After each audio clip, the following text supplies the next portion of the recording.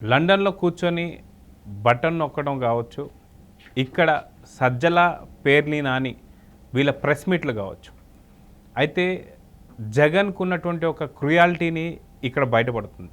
అదేంటి అంటే సజ్జల నిన్న మాట్లాడిన ప్రెస్ మీట్లో ఎవరైతే కౌంటింగ్ ఏజెంట్లు ఉన్నారో ఇది రూల్ కాదేమో అనేవాళ్ళు మనకొద్దు, దేనికైనా సరే తెగించేటువంటి ఒక ఏజెంట్లే మనకు కావాలి అనేటువంటి ఒక వ్యాఖ్యల్లో అంతరార్థం ఏంటి? అసలుకి హింసకు ప్రేరేపిస్తున్నారా అంటే అది నిజమా కాదా? ఏం జరగబోతుంది జూన్ 4వ తారీఖున? ఇదే పూర్తిగా రాష్ట్రం కాదు, పూర్తి దేశవ్యాప్తంగా అందరూ చూపు కూడా ఏపీ వైపే ఉంది. సో ఇక్కడ ఏం జరగబోతుంది అనేది మనతో పాటు సూర్యదేవ లత గారు ఉన్నారు, వారిని అడిగి తెలుసుకుందాం. మేడం నమస్తే. నమస్తే. అసలుకి ఎవరైనా సరే పోలింగ్ అవడంతోనే ఖచ్చితంగా ఇక్కడితో ఇంకంతా అయిపోయింది, సో ఎవరికి పోల్ అయితే ఓట్లు ఇంకా అక్కడితో ఒక కథ ముగిసిపోయిందని చెప్పి అనుకోవచ్చు. కానీ అసలుకి కౌంటింగ్ రోజు కూడా ఏదో ఒకటి చేయాలనేటువంటి ఒక తాపత్రయం ఏదైతే ఉందో వైసీపీ వాళ్ళది, దీన్ని ఎలా చూడాలి? అయితే జగన్ ఇక్కడ లేడు, కానీ అక్కడ నొక్కిన బటన్ వల్ల ఇక్కడ ప్రెస్ మీట్లు అయితే స్టార్ట్ అవుతున్నాయి. సో జగన్ యొక్క హింసాత్మకమైనటువంటి ఒక ఆలోచనలు ఏదైతే ఉన్నాయో ఇది సజ్జల ప్రెస్ మీట్లు కావచ్చు, పేర్ని ప్రెస్ మీట్లు మనం చూసాం. అయితే కౌంటింగ్ ఏజెంట్లు ఎవరైతే ఉన్నారో ఇది రూల్ కాదేమో అనేవాళ్ళు మనకొద్దు, రూల్కి తెగించి రాజారెడ్డి రాజ్యాంగాన్ని చూయించాలి కౌంటింగ్ కేంద్రాలలో అని చెప్పేసి అనే మాటల్లో ఎలాంటి అర్థం తీసుకోవచ్చు? ఖచ్చితంగా హింసాత్మక ఘటనలు జరిగే అవకాశాలు కౌంటింగ్ రోజు ఉన్నాయంటారా? దీనికి ఎలాంటి జాగ్రత్తలు తీసుకుంటే బాగుంటుందంటారు? సజ్జల అనే వ్యక్తి అసలు ఆయన పోస్ట్ ఏంటి, ఆయన ఏ రకంగా వచ్చి ప్రెస్ మీట్లు పెట్టచ్చు సో అనేది ఇంతవరకు కూడా ఆయనకు ఒక అవగాహన ఉండి చేస్తున్నాడా, కావాలనే రౌడీజం ప్రోత్సహిస్తున్నాడా అనేది మనకి ఇక్కడ అనిపిస్తుంది. ఆయన ఎవరు?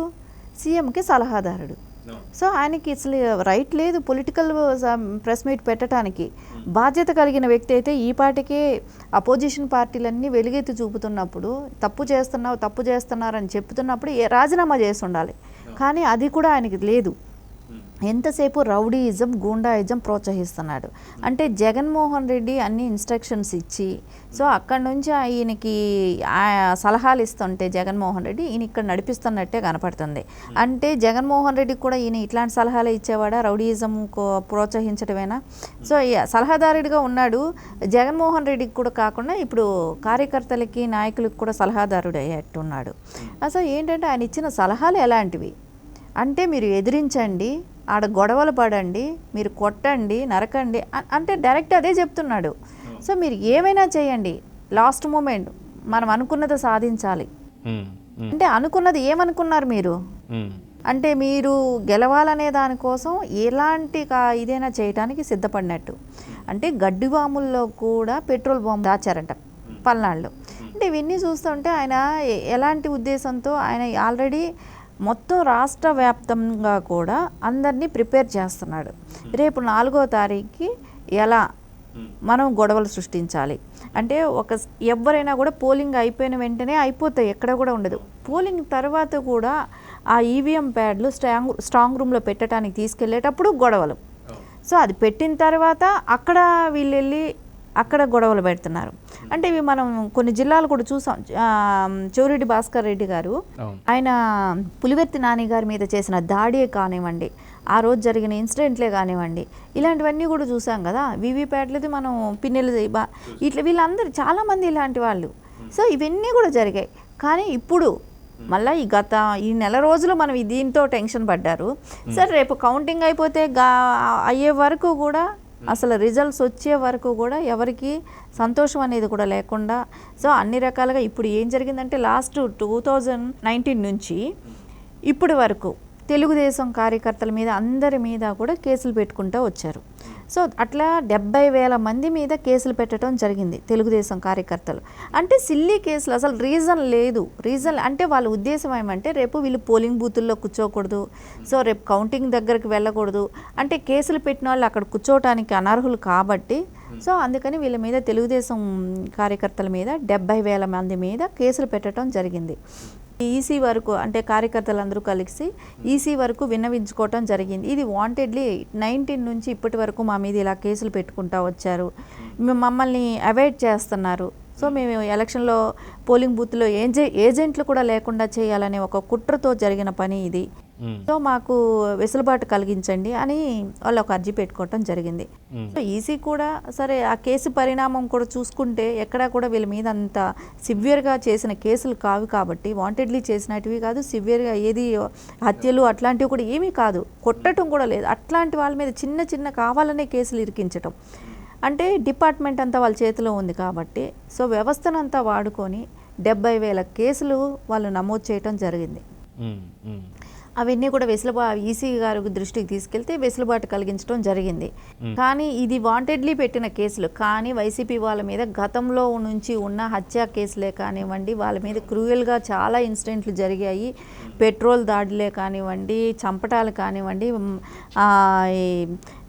ఎవరినైనా అంటే లిక్కర్ కేసులను కానివ్వండి, ఆడపిల్లల్ని బాగా హింసించడమే కానీ ఇట్లాంటివన్నీ కేసుల్లో ఉన్న వాళ్ళందరికీ కూడా వెసులుబాటు కలిగించేటట్టు అవకాశం వచ్చింది. ఇప్పుడు రేపు వాళ్ళందరినీ కూడా కౌంటింగ్ బూతులకి తీసుకురావటం జరుగుతుంది. అంటే ఆల్రెడీ సజ్జల గారి డైరెక్షన్ ఒకటి, ఎవరైతే కేసుల్లో ఇన్వాల్వ్మెంట్ ఉందో వాళ్ళందరినీ కూడా రేపు అక్కడ కూర్చోపెట్టడం జరుగుతుంది. అంటే ఇప్పుడు డైరెక్షన్ కూడా ఆయన సేమ్ అట్లాగే ఇస్తున్నాడు. అంటే ఇప్పుడు దీనిలో పర్యవేక్షించడానికి 175 నియోజకవర్గాల ప్లేస్లో కౌంటింగ్ జరుగుతున్నప్పుడు కానీ పర్యవేక్షణకి 120 మంది వరకే పర్మిషన్ ఇచ్చున్నారు. అంటే నియోజకవర్గానికి ఒక్కళ్ళు కూడా పర్యవేక్షణకి లేకపోతే పరిస్థితి ఎంత దారుణంగా ఉంటుంది. అంటే ఇప్పుడు సజ్జల గారు లాంటి వాళ్ళే ఇలాంటివి మాట్లాడినప్పుడు ఖచ్చితంగా ఆయన్నే కస్టడీకి తీసుకోవాల్సిన అవసరం ఉంది. ఎందుకంటే ఉగ్రవాదం కన్నా తీవ్రమైనది ఇది. ఉగ్రవాదం ఎంతదో ఉగ్రవాదులను మనం ఎలా ట్రీట్ చేస్తామో అంతే తీవ్రమైన పరిణామం ఇది. ఎందుకంటే ఓటింగ్ వ్యవస్థ అంటే ప్రజలు వేసిన ఓటుకి ఒక విశ్వాసం లేదా, ఒక నమ్మకం లేదా, ప్రజలు వేసిన ఓటుకి ఒక భరోసా లేదా, ఎలా ఆయన అలా అనగలుగుతాడు? అంటే మీరు అక్కడికి వెళ్ళండి, దాడులు చేయండి అనటం ఎంతవరకు కరెక్టు? సో ఇదంతా ఇప్పటి వరకు చూస్తున్న ఈసీ గారు ఎందుకు ఊరుకుంటున్నారు? ఆయన ఫస్ట్ కస్టడీకి తీసుకోవాల్సిన వ్యక్తి అతను. గతంలో చూసుకుంటే సజ్జలకు కూడా ఈసీ తనకున్న పరిమితుల్ని గుర్తు చేస్తూ ఒక ఇన్స్ట్రక్షన్స్ ఇచ్చింది. మీ పరిమితి ఇంతవరకే, ఇక్కడ దాకే మాట్లాడాలి, దీనికి మించి మాట్లాడకూడదు. అదే మీరు ప్రభుత్వ సలహాదారులు అన్నప్పుడు మీరు ప్రభుత్వానికి సంబంధించిన మాట్లాడాలి తప్ప ఎటువంటి పార్టీకి సంబంధించి మీరు వత్తాసు పలకూడదు అని చెప్పి ఇచ్చినా సరే, ఇప్పుడు ఇంత తీవ్రంగా వచ్చి తను మాట్లాడుతూ, అది కాక నిన్న చేసినటువంటి ఒక కౌంటింగ్ ఏజెంట్స్ మీద అయితే మొన్న పెట్టినటువంటి ఒక ప్రెస్ మీట్లో బాబు గారి కాటు ఈసీకి విషం సోకింది అని చెప్పి, ఈసీకి వైరస్ సోకింది అని చెప్పి, ఆ వైరస్ వల్ల ఐపీఎస్ కానీ ఐఏఎస్ క్యాడర్స్ అందరూ కూడా మారిపోయారని చెప్పేసి, అంటే ఇంతటి మాటలు మాట్లాడుతున్నప్పుడు ఎలక్షన్ కమిషన్ ఎందుకని సరే అతని మీద చర్యలు తీసుకోవట్లేదని చెప్పేసి అంటారు. దేని గురించి? ఎలక్షన్ కమిషన్ ఎందుకు ఇప్పటి వరకు చర్యలు తీసుకోకపోవటం కూడా ఆశ్చర్యంగానే ఉంది. ఎందుకంటే ఇలాంటివి సంఘ విద్రోహ శక్తులే లెక్క వీళ్ళు ఇలాంటి వాళ్ళు. సో అలాంటి వాళ్ళని ఇంకా ప్రోత్సహించినట్టే ఉంటుంది కదా. సో ఇప్పుడు ఒక్కళ్ళకంటూ అరెస్ట్ చేయటము, ఒక్కళ్ళ మీద పెద్ద స్ట్రాంగ్ కేసు పడితే సో మొత్తం వ్యవస్థ అంతా సెటరేట్ అవుతుంది. సో ఇక్కడ మనకు కనపడుతుంది కదా, ఓపెన్గా కనపడుతుంది పెద్ద స్థాయిలో ఉన్న వ్యక్తులు కార్యకర్తలకి ఇలాంటి సలహాలు ఇస్తున్నారని. కానీ కార్యకర్తలు కూడా ఒక్కటే తెలుసుకోవాల్సిన అంశం ఇక్కడ ఉంది.